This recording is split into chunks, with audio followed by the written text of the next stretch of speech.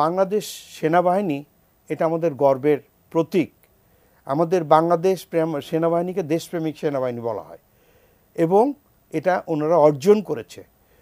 আমরা স্বাধীন দেশগুলোতে 2 শতাধিকের উপর দেশ আছে, কে কটা দেশ নাম আমরা জানি। সম্প্রতি আমাদের স্পোর্টস টিমগুলো দেশের বাইরে যাওয়া শুরু করছে, ক্রিকেট, ফুটবল, ব্যাডমিন্টন, ইভেন অলিম্পিকও গিয়ে অংশগ্রহণ করে। বিফোর দ্যাট বাংলাদেশ সেনাবাহিনী সর্বপ্রথম 1988 সাল থেকে বৈদেশিক মিশনে, শান্তি মিশনে গিয়ে তারা সর্বপ্রথম বাংলাদেশের পতাকা নিয়ে বহির্বিশ্বে প্রতিনিধিত্ব করেছে এবং সেখানে গিয়ে তারা পেশাদারিত্বের স্বাক্ষর এত সুন্দরভাবে দৃষ্টান্ত স্থাপন করেছেন, সে কারণে বহির্বিশ্ব বাংলাদেশের প্রতি আস্থা এবং বাংলাদেশ সেনাবাহিনীর আস্থার প্রতীক হিসাবে দেখেন। দেখুন, বাংলাদেশ সেনাবাহিনী যখন বহির্বিশ্বে দায়িত্ব পালন করে, it is a very tough job.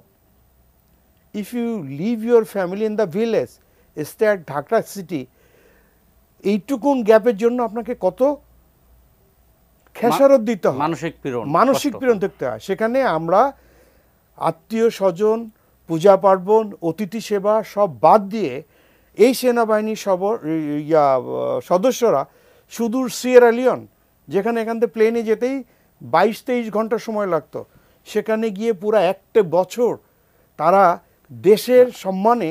কিন্তু এইটাকে তো এখন দেশের বাইরে বসে এই সামাজিক যোগাযোগ মাধ্যম দিয়ে এটাকে বিতর্কিত করানোর চেষ্টা হচ্ছে, বা যেন বাংলাদেশের সেনাবাহিনীর সদস্যরা শান্তি মিশনে যেতে না পারে তার জন্য আপিল করা হচ্ছে, বাংলাদেশিরাই করছে দেশে বাইরে বসে। ধন্যবাদ। আপনি কিন্তু আমাকে কোশ্চেনটা করেছিলেন এই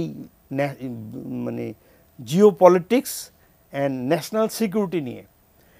এই জিও পলিটিক্সের প্রসঙ্গটাই কিন্তু আমি আসছি, যে বাইরে 1023 ঘন্টা প্লেনে জার্নি করে আমরা সেই সিয়েরা লিওন গিয়ে পেশাদারিত্বে স্বাক্ষর রেখে জাতিসংঘ মহাসচিব কফি আনানের কাছে দেশ সম্বন্ধে স্বীকৃতি পেয়েছি।